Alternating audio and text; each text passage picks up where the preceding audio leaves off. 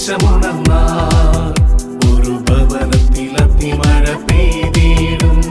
പരിശുദ്ധാത്മാവേ കൃപ ചൊരിയണമേ, പരിശുദ്ധാത്മാവേ ശക്തി പകരണമേ. പ്രിയപ്പെട്ടവരെ, അടുത്തതായി വായിച്ചു ധ്യാനിക്കേണ്ട ദൈവവചന ഭാഗം വിശുദ്ധ യോഹന്നാന്റെ സുവിശേഷം 5-ാം അധ്യായം. യോഹന്നാന്റെ സുവിശേഷം 5-ാം അധ്യായം നമുക്ക് വളരെ പരിചിതമായിട്ടുള്ളൊരു ദൈവവചന ഭാഗമാണ്. പക്ഷെ നമ്മളിപ്പോൾ വായിക്കുന്നത് ഇതാ വർഷങ്ങൾ പഴക്കമുള്ള മറ്റൊരു രോഗപീഠയെക്കുറിച്ചാണ്. ഇത് ശ്രദ്ധിച്ചു വായിച്ച് പഠിച്ചുകൊള്ളണം. കാരണം ഇത് നമുക്കെല്ലാവർക്കും അത്യന്താപേക്ഷിതമായ ഒരു സൗഖ്യ ശുശ്രൂഷയാണ്. ഇതാ വായിക്കാം. 5-ാം അധ്യായം, Saint John's gospel chapter 5 words 2 onwards, 2 മുതലുള്ള വചനം വായിക്കാം. ജെറുസലേമിൽ അജകവാടത്തിനടുത്ത് ഹെബ്രായി ഭാഷയിൽ ബെത്സേദ എന്ന് വിളിക്കുന്ന ഒരു കുളമുണ്ടായിരുന്നു. അതിന് 5 മണ്ഡപങ്ങളും. അവിടെ കുരുടരും മുടന്തരും തളർവാദക്കാരുമായ അനേകം രോഗികൾ കിടന്നിരുന്നു. 38 വർഷമായി രോഗിയായിരുന്ന ഒരുവൻ അവിടെ ഉണ്ടായിരുന്നു. എത്ര വർഷം? 38 വർഷം. ശ്രദ്ധിച്ചോണേ, ആദ്യം കണ്ടത് എത്ര വർഷം? 12 വർഷം. ഇതാ വചനം പഠിപ്പിക്കുന്നു, 38 വർഷമായി രോഗിയായിരുന്ന ഒരുവൻ അവിടെ ഉണ്ടായിരുന്നു. അടുത്ത വചനം. അവൻ അവിടെ കിടക്കുന്നത് യേശു കണ്ടു. അവൻ അവിടെ കിടക്കുന്നത് യേശു കണ്ടു. അവൻ വളരെ നാളായി കിടപ്പിലാണെന്നറിഞ്ഞ് യേശു ചോദിച്ചു. അതായത് അവൻ വളരെ നാളായി അവിടെ കിടപ്പിലാണെന്ന് ആരറിഞ്ഞു? പറയൂ. ഈശോ അറിഞ്ഞു. അപ്പൊ ഈശോ അറിയുന്നു എന്ത്? കിടപ്പിലുള്ള രോഗികളെയൊക്കെ ഈശോ അറിയുന്നു. അടുത്ത വചനങ്ങൾ വായിച്ചേ. യേശു ചോദിച്ചു, സുഖം പ്രാപിക്കാൻ നിനക്ക് ആഗ്രഹമുണ്ടോ? അവൻ പറഞ്ഞു, കർത്താവേ, വെള്ളമിളകുമ്പോൾ എന്നെ കുളത്തിലേക്ക് ഇറക്കാൻ ആരുമില്ല. ഞാൻ എത്തുമ്പോഴേക്കും മറ്റൊരുവൻ വെള്ളത്തിൽ ഇറങ്ങിക്കഴിഞ്ഞിരിക്കും. യേശു അവനോട് പറഞ്ഞു, എഴുന്നേറ്റ് കിടക്കയെടുത്ത് നടക്കുക. അവൻ തൽക്ഷണം സുഖം പ്രാപിച്ച് കിടക്കയെടുത്ത് നടന്നു. എത്ര വർഷം? ഉച്ചത്തിപ്പറ. 38. ഈശോയ്ക്ക് എത്ര വയസ്സുണ്ട്? 33. എന്ന് പറഞ്ഞാൽ എന്താ അർത്ഥം? ഈശോ ജനിക്കുന്നതിന് മുമ്പേ അവൻ അവിടെ കിടക്കാൻ തുടങ്ങിയതാ. എത്ര വർഷം? 38 വർഷം. ഈശോ ജനിക്കുന്നതിന് മുമ്പേ അവൻ അവിടെ കിടക്കാൻ തുടങ്ങിയത്. അവന്റെ അവസ്ഥയൊന്ന് ആലോചിച്ചേ. 38 വർഷം അല്ലേ? 38 വർഷമായി അവൻ അവിടെ അങ്ങനെ കിടക്കുവാണ്. ഈശോ അവൻ കിടപ്പിലാണെന്നറിഞ്ഞ് അവൻ്റെ അടുക്കലേക്ക് എത്തിയിട്ട് ഈശോ ഒരു ചോദ്യം ചോദിച്ചു. എന്താ ചോദ്യം? പറഞ്ഞേ, എന്നാ ചോദ്യം? എടാ, നീ സുഖപ്പെടാൻ ആഗ്രഹമുണ്ടോ? ഇതാണ് ചോദ്യം. ഒന്ന് പറഞ്ഞേ, ആ ചോദ്യം പറഞ്ഞേ. അടുത്തിരിക്കുന്ന ആളോട് ചോദിച്ചേ, നിനക്ക് സുഖപ്പെടാൻ ആഗ്രഹമുണ്ടോ? ചോദിച്ചേ. ഓൺലൈനൊക്കെ അടുത്ത ആരെങ്കിലും ഉണ്ടെങ്കിൽ ചോദിക്കൂ, സുഖപ്പെടാൻ ആഗ്രഹമുണ്ടോ? അപ്പൊ നമ്മൾ എന്തുത്തരം പറയും? ഇപ്പൊ ചോദിച്ചല്ലോ, അപ്പൊ എന്തുത്തരം പറയും? ഉണ്ടെങ്കിൽ ഉണ്ടെന്ന് പറയണം, ഇല്ലെങ്കിൽ ഇല്ലെന്ന് പറയണം. യെസ് ഓർ നോ, അതല്ലേ വേണ്ടത്. എന്നാൽ ഇവൻ എന്തുത്തരം പറഞ്ഞു? ഇവൻ പറഞ്ഞ ഉത്തരം ഒന്ന് ശ്രദ്ധിച്ചേ. ഇവൻ പറഞ്ഞ ഉത്തരം നമ്മുടെയൊക്കെ പലരുടെയും ഉള്ളിലുള്ള ഒരു ഉത്തരമാണ്. അവൻ പറഞ്ഞ ഉത്തരം ഒന്ന് ശ്രദ്ധിച്ചേ. അവൻ പറഞ്ഞു, 7-ാം വചനം, കർത്താവേ, വെള്ളമിളകുമ്പോൾ എന്നെ കുളത്തിലേക്ക് ഇറക്കാൻ ആരുമില്ല. ഇതാണ് ഇവന്റെ സങ്കടം. ഇവൻ പറയാണ്, കർത്താവേ, 2 കാര്യങ്ങൾ എനിക്ക് പറയാനുണ്ട്. ഒന്നാമത്തെ കാര്യം, വെള്ളം ഇളകുമ്പോൾ എന്നെ കുളത്തിലേക്ക് ഇറക്കാൻ ആരും ഇല്ല. പറഞ്ഞേ, ആരും ഇല്ല. ആർക്ക്? പറയുന്ന ചേച്ചിക്ക് ആരും ഇല്ല. ചേച്ചി ആരാ ഉള്ളേ? ചേട്ടാ ആരാ ഉള്ളേ? എല്ലാവരും ഉണ്ടോ? പിന്നെ ഒത്തിരി പേരുണ്ട്. വെറുതെ ഒരാവശ്യത്തിന് ആരും ഉണ്ടായില്ല ചേട്ടാ. അല്ല, ചേട്ടൻ ചിന്തിച്ചു നോക്കി, വല്ലവരും ഉണ്ടായിട്ടുണ്ടോ? കാര്യം ശരിയാ, കൂട്ടത്തിലൊക്കെ കൂടാനും കയ്യടിക്കാനും പാട്ടുപാടാനൊക്കെ ആളൊക്കെ ഉണ്ട്. ഒരാവശ്യം വരുമ്പോൾ ആരാ കൂടെയുള്ളേ? ജീവിതത്തിൽ ഒരു പ്രതിസന്ധി ഉണ്ടായപ്പോൾ ആർക്കാ സഹോദരനെ മനസ്സിലായത്? ആർക്കും മനസ്സിലാകത്തില്ലെന്ന്. ഇതൊക്കെ നമ്മൾ പറയും. പിന്നെ എൻ്റെ വീട്ടിൽ ഇഷ്ടം പോലെ, കഴിഞ്ഞ ദിവസം പ്രാർത്ഥിക്കാൻ വന്നൊരു ചേച്ചി പറഞ്ഞു, അച്ഛാ, ഞങ്ങളുടെ വീട്ടിൽ 9 പേരാ. 9 പേര് മക്കളായിട്ടല്ല, ഇവരുടെ ഒരു കൂട്ടുകുടുംബമാണ്. 9 പേരുണ്ട്. അച്ഛാ, എൻ്റെ പണി എന്നാന്നറിയോ? ആ വീട്ടിൽ വെച്ച് വിളമ്പുക. ഒരു മനുഷ്യൻ എന്നെ സഹായിക്കണ്ടേ?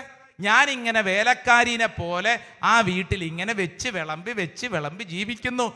എന്നെ ആർക്കെങ്കിലും മനസ്സിലാവണ്ടേ? ആർക്കെങ്കിലും എന്നെ മനസ്സിലാവണ്ടേ? വീട്ടിൽ ആളുകളില്ലേ? ഉണ്ടെന്ന്, 9 പേരുണ്ടെന്ന്, പക്ഷേ ഒരു മനുഷ്യനും കൂടെ ഇല്ല. ഇത് നമ്മുടെ എല്ലാവരുടെ സങ്കടമാണ്. ബെത്സയിദ കുളക്കരയിൽ കിടന്ന രോഗി പറയാണ്, ഞാനിവിടെ കിടക്കാൻ തുടങ്ങിയിട്ട് നാള് കുറയായി. വെള്ളമിളകുമ്പോൾ എന്നെ കുളത്തിലേക്ക് ഇറക്കാൻ എനിക്കാരുമില്ല. ഞാൻ ചോദിക്കട്ടെ, എനിക്കാരുമില്ല എന്നുള്ള സങ്കടം ഇവന്റെ ഉള്ളിലല്ലേ? അല്ലേ? ഇവന്റെ രോഗം എന്തായിട്ടാണ് പ്രസന്റ് ചെയ്തിരിക്കുന്നത്? ശാരീരിക രോഗം, കിടപ്പിലാണ്. പക്ഷേ ശാരീരിക രോഗത്തെക്കാൾ വലുതാണ് ഇവന്റെ മാനസിക അവസ്ഥ. മനസ്സിലായോ? ശാരീരിക രോഗത്തെക്കാൾ വലുതാണ് അവന്റെ ഉള്ളിലുള്ള വിഷമം. Price the Lord. ശാരീരിക രോഗത്തെക്കാൾ വലുതാണെന്ന് മനസ്സിലെ അവസ്ഥ, മനസ്സിലെ ഭാരം. ഞാൻ ചോദിക്കട്ടെ, ശരീരത്തിനുണ്ടാവുന്ന രോഗമാണോ മനസ്സിനുണ്ടാവുന്ന രോഗമാണോ വേദന കൂടുതൽ ഉണ്ടാക്കുന്നത്? കാരണം എന്താ? മനസ്സിനാണെന്ന് പറഞ്ഞ കാരണം എന്താ? പറ ചേട്ടാ, കാരണം എന്താ? ചേച്ചി, കാരണം എന്താ? ഒരു മനുഷ്യനും നിന്റെ മനസ്സിലെ അവസ്ഥ മനസ്സിലായില്ല. ഇപ്പൊ കൈ ഒടിഞ്ഞു, നാട്ടുകാർ നിന്നെ സഹതാപത്തോടെ നോക്കും, നിന്നെ ഒന്ന് ശുശ്രൂഷിക്കും. പാവം, കൈ ഒടിഞ്ഞിരിക്കുക. പനി പിടിച്ചു, എന്നാ പിന്നെ പാവം, അതിനെ ഒന്ന് ഇച്ചിരി കഞ്ഞി കൊടുക്കാം, ഒന്ന് ശുശ്രൂഷിക്കാം. നാട്ടുകാർ നിന്നെ സഹായിക്കും, വീട്ടുകാർ സഹായിക്കും. പക്ഷേ നിന്റെ ഉള്ളിലുണ്ടാവുന്ന ചില അനുഭവങ്ങൾ ഒരു മനുഷ്യനും മനസ്സിലാവത്തില്ല. 38 വർഷമായി ഒരുത്തം കിടക്കുന്നു. എത്ര വർഷം? 38 വർഷം. എന്താ അവന്റെ സങ്കടം? എനിക്കാരുമില്ല. രണ്ടാമത്തെ സങ്കടം എന്നാന്നറിയോ? ഞാൻ എത്തുമ്പോഴേക്കും വേറെ പലരും എത്തിക്കഴിഞ്ഞ് സൗഖ്യം പ്രാപിച്ചു പോകുന്നു എന്ന് പറഞ്ഞാൽ മിടുക്കന്മാര് വേറെ പലരും ഉണ്ടെന്ന്, എനിക്ക് മാത്രം മിടുക്കില്ല. കഴിവുള്ളവർ ഒത്തിരി പേരുണ്ട്, പിടിപാടുള്ളവർ ഒത്തിരി പേരുണ്ട്, സമൂഹത്തിൽ അധികാരമുള്ളവർ ഒത്തിരി പേരുണ്ട്, കുടുംബ പാരമ്പര്യമുള്ളവർ ഒത്തിരി പേരുണ്ട്. ഞാനോ? എനിക്കൊരു പേരുമില്ല, പ്രശസ്തിയുമില്ല, ഒരു പിടിപാടുമില്ല, എനിക്കാരുമില്ല. ഇതിവന്റെ ഉള്ളിലെ ദുഃഖമാണ്. ഇവിടെ ഇരിക്കുന്ന ചിലരുടെ ഉള്ളിലെ ഏറ്റവും വലിയ ദുഃഖമാണ് ഈ വചനം പഠിപ്പിക്കുന്നത്. നിന്റെ ഉള്ളിൽ വർഷങ്ങളായിട്ട് ചില ദുഃഖങ്ങൾ നീ കൊണ്ടു നടക്കുന്നു. എന്നാൽ ആ ദുഃഖം ഈ ഭൂമിയിൽ ആരും അറിഞ്ഞില്ലെങ്കിലും ആരറിയുന്നു? ഒച്ചത്തി പറയൂ, ഈശോ അറിയുന്നു. Price the Lord. പലതും ഇടതു ഇരിക്കുന്നവർക്കൊന്ന് കൈ കൊടുത്തോണ്ട് പറഞ്ഞ്, നിന്റെ ദുഃഖം ഈശോ അറിയുന്നു. ഹല്ലേലൂയാ, ഹല്ലേലൂയാ. ചേട്ടാ, വിചാരിച്ചതുപോലെ കാര്യങ്ങൾ നടന്നില്ല എന്ന് സങ്കടം ഉണ്ടല്ലോ, വിഷമിക്കേണ്ടെന്ന്. ആരറിയുന്നു ഈ വിഷമം? ഈശോ അറിയുന്നു. നിന്റെ വിഷമം, നിന്റെ ഉള്ളിലുള്ള വിഷമം, സങ്കടം ഈശോ അറിയുന്നു. ഹല്ലേലൂയാ, ഹല്ലേലൂയാ. ഈ വിഷമം ഉള്ളിൽ ഇങ്ങനെ കൊണ്ടു നടന്നു കഴിഞ്ഞാൽ എന്തോ കുഴപ്പമെന്നറിഞ്ഞോ? ഇതിങ്ങനെ കൊണ്ടു നടക്കും തോറും നിന്റെ ശരീരത്തിൽ പല വിധത്തിലുള്ള രോഗപീഠകൾ കടന്നു വരും. അതാ കുഴപ്പം. അതിനെയാണ് സൈക്കോസൊമാറ്റിക് എന്ന് പറയുന്നത്. മനസ്സിലുണ്ടാവുന്ന രോഗപീഠ എങ്ങോട്ട് പടരും? ശരീരത്തിലേക്ക് പടരും. നമ്മളുടെ ജീവിതത്തിൽ പല മേഖലകളിൽ ശാരീരിക രോഗപീഠകൾക്ക് കാരണം മനസ്സിലുള്ള പല രോഗങ്ങളാണ്, മനസ്സിന്റെ ഭാരമാണ്. മനസ്സിൽ കിടക്കുന്ന ഈ രോഗങ്ങൾ നിന്റെ ശരീരത്തിലോട്ട് കടന്നു വരും, നിന്നെ പീഡിപ്പിക്കും. ശ്രദ്ധിച്ചേ, 38 വർഷമായി. എത്ര വർഷം? 38 വർഷമായി രോഗിയായി കിടന്നിരുന്നവന്റെ പക്കലേക്ക് കടന്നു വന്ന ഈശോ നിന്റെ പക്കലേക്ക് ഈ ശുശ്രൂഷ സമയത്ത് കടന്നു വരുന്നു. വിശ്വസിക്കുന്നവർ ആമേൻ എന്ന് പറഞ്ഞേ. ഒച്ചത്തിൽ പറ ആമേൻ, ആമേൻ. നീ ആരു തന്നെയാണെങ്കിലും, നിന്റെ ജീവിതാവസ്ഥ എന്തു തന്നെയാണെങ്കിലും, ഇപ്പോൾ ഇതാ ഈശോ നിന്റെ പക്കലേക്ക് വന്ന് നിന്നെ സൗഖ്യപ്പെടുത്താൻ ആഗ്രഹിക്കുന്നു. Praise the Lord. Hallelujah, hallelujah, hallelujah, ഹല്ലേലൂയാ.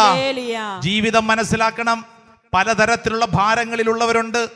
പലതരത്തിലുള്ള ഭാരങ്ങൾ. എന്ത് വലിയ ഭാരമാണെങ്കിലും, നിന്റെ ഉള്ളിലുള്ള സങ്കടം എത്ര വലുതാണെങ്കിലും നീ വിഷമിക്കേണ്ടെന്ന് അല്ലേ? അമ്മയുടെയൊക്കെ കണ്ണുനീരെന്ത് വലുതാ. ഇവിടെ കരഞ്ഞുകൊണ്ടിരിക്കുന്ന അമ്മയുണ്ടെന്ന്, മകളുടെ കല്യാണം നടക്കുന്നില്ലെന്ന്. എത്ര വർഷമായിരുന്നു കരഞ്ഞുകൊണ്ടിരിക്കുന്നു, എൻ്റെ മകളുടെ കല്യാണം, എൻ്റെ മകളുടെ കല്യാണം. വർഷങ്ങളായി ഈ കണ്ണുനീരിനൊരു അറുതി വേണ്ടേ? ഈ കണ്ണുനീരിനൊരു ഉത്തരം വേണ്ടേ? നിന്റെ കുടുംബത്തിലെ ഓരോ അവസ്ഥയും, മകനെക്കുറിച്ചും മകളെക്കുറിച്ചും ജീവിത പങ്കാളിയെക്കുറിച്ചും കുടുംബത്തിന്റെ അവസ്ഥയുടെ മുമ്പിൽ എന്താ ചെയ്യേണ്ടെന്ന് അറിഞ്ഞുകൂടാ. വർഷം മുന്നോട്ട് നീങ്ങിക്കൊണ്ടിരിക്കുമ്പോൾ തലയ്ക്കകത്തോട്ട് നിരാശ കയറി വരും, ഈ ഭാരം ഉള്ളിലോട്ട് കയറി വരും, നിന്നെ പുറകോട്ട് വലിക്കും. ഇന്ന് ഈ ശുശ്രൂഷ സമയത്ത് കർത്താവ് ആഗ്രഹിക്കുന്നു, നിന്റെ ജീവിതത്തിൽ വർഷങ്ങളായിട്ടുള്ള മാനസിക ദുഃഖങ്ങളെ ഈശോ സൗഖ്യപ്പെടുത്താൻ ആഗ്രഹിക്കുന്നു. Praise the Lord, hallelujah, hallelujah. ഇവിടെ ഇരിക്കുന്ന ചിലരൊക്കെ ഉണ്ട്, കുടുംബത്തിലെ സ്വത്ത് വിഭജനം നടന്നപ്പോ വിചാരിച്ചതുപോലെ കിട്ടിയില്ല. വർഷങ്ങളായി ആ ഭാരം ഉള്ളിലുള്ളവരുണ്ടെന്ന്, ഇരിപ്പുണ്ട്, ഉള്ളിലിരിക്കുക ആ വിഷമം. വർഷങ്ങളായിട്ടുള്ളൊരു വിഷമം ഉള്ളിൽ കിടക്കുക. ചിലരോട് വർഷങ്ങളായിട്ടുള്ള ദേഷ്യമുള്ളവരുണ്ടല്ലോ, വർഷങ്ങളായിട്ട് വെറുപ്പ് കൊണ്ട് നടക്കുന്നവർ, വർഷങ്ങളായിട്ട് ഭയത്തിന് അടിമകൾ, വർഷങ്ങളായിട്ട് അപകർഷതാബോധത്തിന്റെ അടിമകൾ. ഇതാ ഈ ശുശ്രൂഷ സമയത്ത് ഈശോ നിന്നെ തൊടാൻ ആഗ്രഹിക്കുന്നു. ചാടി എഴുന്നേറ്റ് നിന്നെ 2 കരങ്ങൾ സ്വർഗത്തിലേക്ക് ഉയർത്തിപ്പിടിച്ചേ. എന്റെ പ്രിയപ്പെട്ട സഹോദരങ്ങളെ, 38 വർഷമായി തളർവാദം പിടിപെട്ട് കിടന്നിരുന്ന രോഗിയുടെ മുമ്പിൽ യേശു കടന്നു വന്നതുപോലെ നിന്റെ മുമ്പിലും യേശു കടന്നു വന്ന് ചോദിക്കുന്നു, നിനക്ക് സൗഖ്യം പ്രാപിക്കാൻ ആഗ്രഹമുണ്ടോ? ഈ ചോദ്യം ചോദിച്ചപ്പോൾ അവൻ പറഞ്ഞ ഉത്തരം, കർത്താവേ, വെള്ളമിളകുമ്പോൾ എന്നെ വെള്ളത്തിലേക്ക് ഇറക്കാൻ ആരുമില്ല. മറ്റുള്ളവർ ഇറങ്ങിക്കഴിഞ്ഞിരിക്കുന്നവർ മിടുക്കരാണ്, അവർ കഴിവുള്ളവരാണ്, ആയിക്കോട്ടെ. എന്നാൽ നിന്റെ മുമ്പിലേക്ക് ഈശോ കടന്നു വന്നിട്ട് പറയുന്നു, മകനെ, മകളെ, നീ അനുഭവിക്കുന്ന വിഷമം, നിന്റെ മാനസിക ദുഃഖം എത്ര വർഷം പഴക്കമുള്ളതാണെങ്കിലും ആ പഴക്കമുള്ള ജീവിതത്തിന്റെ ദുഃഖത്തിലേക്ക് ഈശോ അത്ഭുതകരമായിട്ട് ഇടപെടാൻ ആഗ്രഹിക്കുന്നു. കരങ്ങൾ ഉയർത്തിപ്പിടിച്ച് യേശുവേന്ന് വിളിച്ച് ഓ ദൈവമേ, ഈ ശുശ്രൂഷ സമയത്ത് ദൈവജനത്തിന്റെ മേലുള്ള മാനസിക ദുഃഖങ്ങളെ, മാനസിക ഭാരങ്ങളെ ഈ ശുശ്രൂഷ സമയത്ത് എടുത്തു മാറ്റണമേ. ഒരു പുതിയ അഭിഷേകം, ഒരു പുതിയ ശക്തി ദൈവജനത്തിലേക്ക് വെളിപ്പെടട്ടെ. വർഷങ്ങളുടെ പഴക്കങ്ങളുള്ള മാനസിക രോഗപീഠകളെ, മനസ്സിന്റെ ദുഃഖഭാരങ്ങളെ, ഭയചിന്തകളെ യേശുവിന്റെ അത്ഭുത ശക്തിയാൽ വലിയ വിടുതൽ പ്രാപിക്കപ്പെടട്ടെ. സൗഖ്യത്തിന്റെ ആത്മാവ് ഈ ദൈവജനത്തിലേക്ക് വെളിപ്പെടട്ടെ. ആരാധന, ആരാധന, ആരാധന, ആരാധന, ആരാധന. Hallelujah, hallelujah, hallelujah. പിതാവിന്റെയും പുത്രന്റെയും പരിശുദ്ധാത്മാവിന്റെ നാമത്തിൽ ആമേൻ. ചൊല്ലി പറഞ്ഞേ ആമേൻ. ഞങ്ങൾ ആരാധിക്കുന്നു യേശുവേ, അങ്ങേ ആരാധിക്കുന്നു.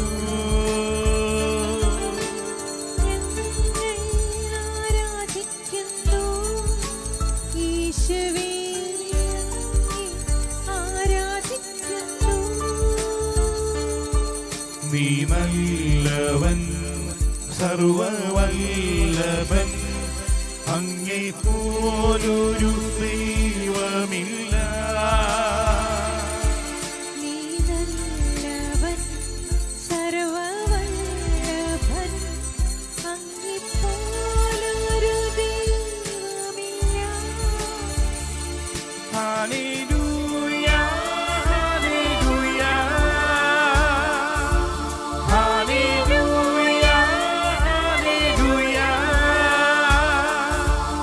Hallelujah.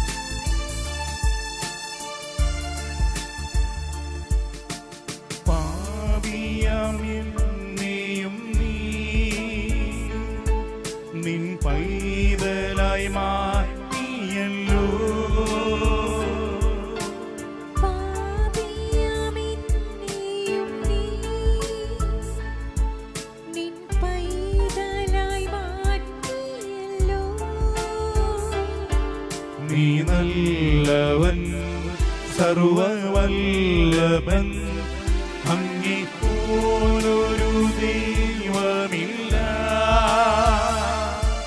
നീ നല്ലവൻ സർവവല്ലഭൻ അങ്ങേപ്പോലൊരു ദൈവമില്ല. ഹല്ലേലൂയ ഹല്ലേലൂയ ഹല്ലേലൂയ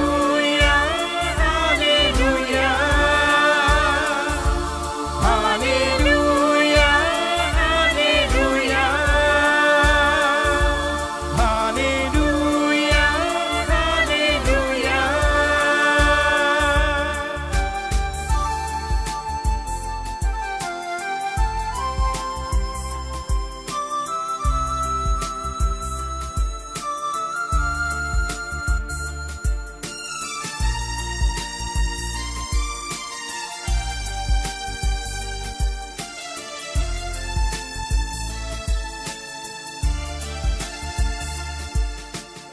എന്നെ വിളിച്ചവനേ,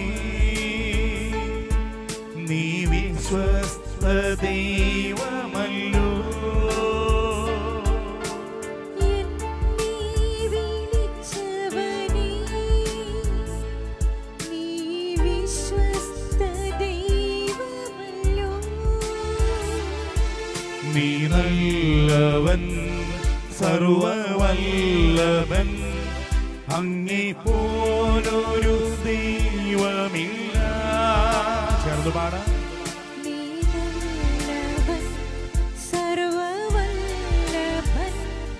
അങ്ങേപ്പോലൊരു ദൈവമില്ല. കരങ്ങൾ ഉയർത്തി ചേർന്ന് പാടി. ഹല്ലേലൂയ ഹല്ലേലൂയ യേശുവേ, ഹല്ലേലൂയ ഹല്ലേലൂയ കരങ്ങൾ വീശി പാടിയേ. ഹല്ലേലൂയ ഹല്ലേലൂയ യേശുവേ, ഹല്ലേലൂയ ഹല്ലേലൂയ.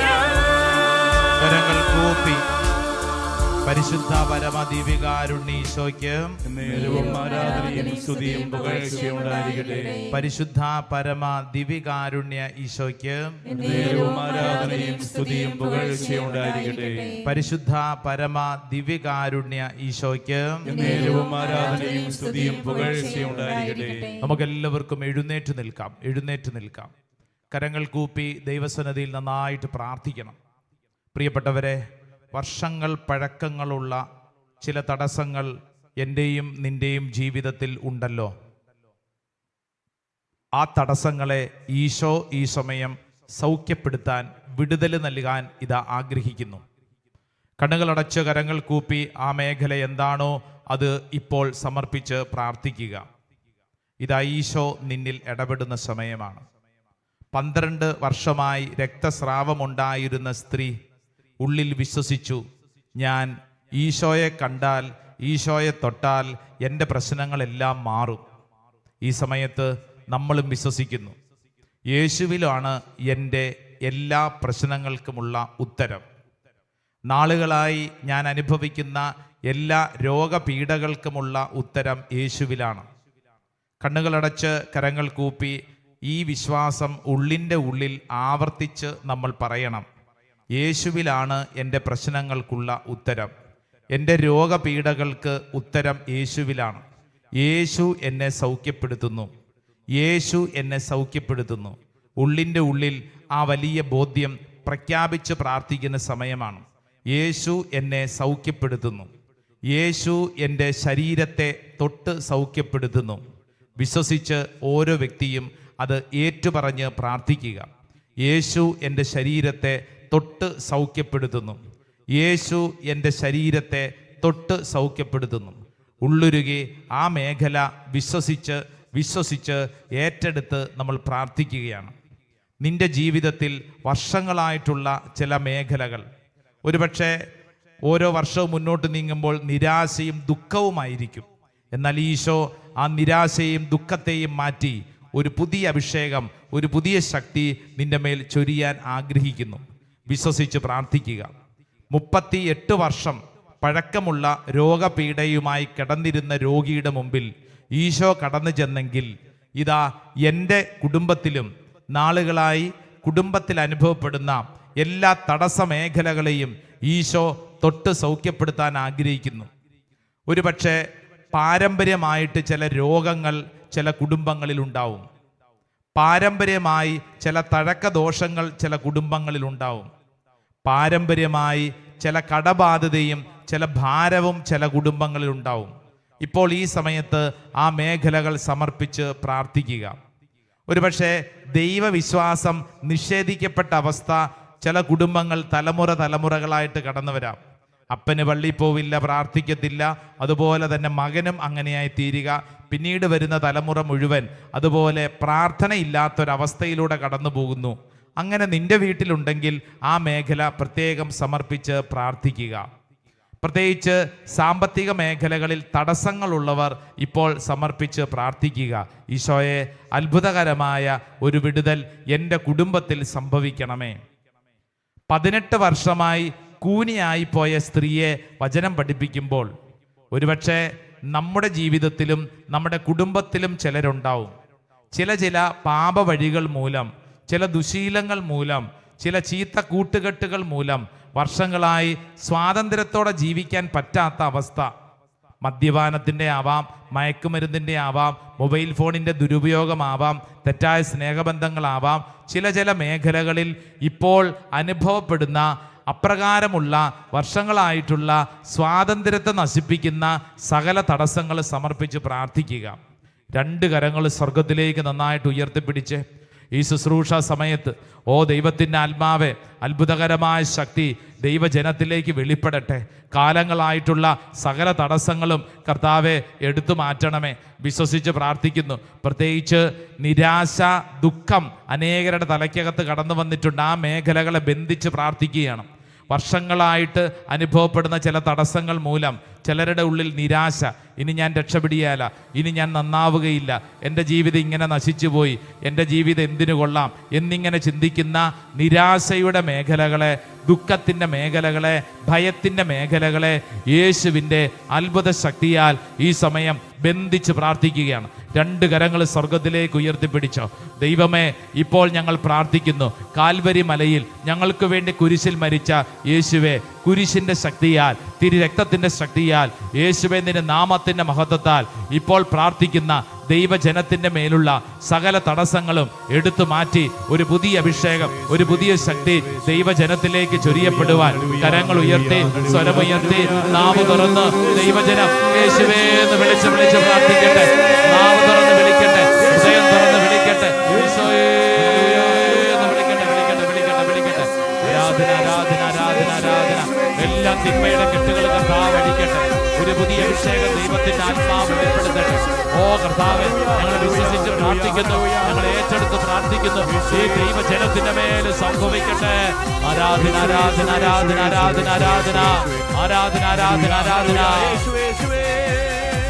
കൈയടിച്ച് പാടിക്കേ, കണ്ണുകളടച്ച് കൈയടിച്ചേ. സകല തടസ്സങ്ങൾ കർത്താവായ യേശുവിന്റെ നാമത്തിൽ, വിശുദ്ധ കുരിശിന്റെ ശക്തിയാൽ, യേശുവിന്റെ നാമത്തിന്റെ ശക്തിയാൽ ഇപ്പോൾ എടുത്തു മാറ്റപ്പെടട്ടെ. നിന്റെ വീട് മനസ്സിൽ കണ്ട് കൈയടിച്ച വീട്ടിലുള്ള ഓരോ വ്യക്തികളെയും, പ്രത്യേകിച്ച് കിടപ്പ് രോഗികളുണ്ടെങ്കിൽ അവർക്ക് വേണ്ടി നീ കൈയടിച്ച് പാടട്ടെ. നിന്റെ കുടുംബത്തിലുള്ള സാമ്പത്തിക തടസ്സങ്ങളെ മനസ്സിൽ കണ്ട് കൈയടിച്ച് പാടട്ടെ. നിന്റെ കുടുംബത്തിലുള്ള പൈശാചിക പീഡകളെ ബന്ധിച്ച് നീ കൈയടിച്ച് പാടട്ടെ. നിന്റെ കുടുംബത്തിന് ചുറ്റും ദൈവത്തിന്റെ വലിയ സംരക്ഷണ വലയം വിശ്വസിച്ച് ഏറ്റെടുത്ത് കൈയടിക്കട്ടെ.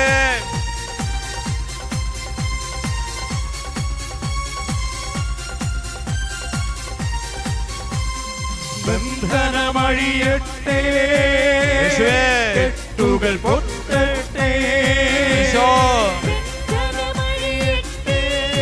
കെട്ടുകൾ പൊട്ടട്ടെ.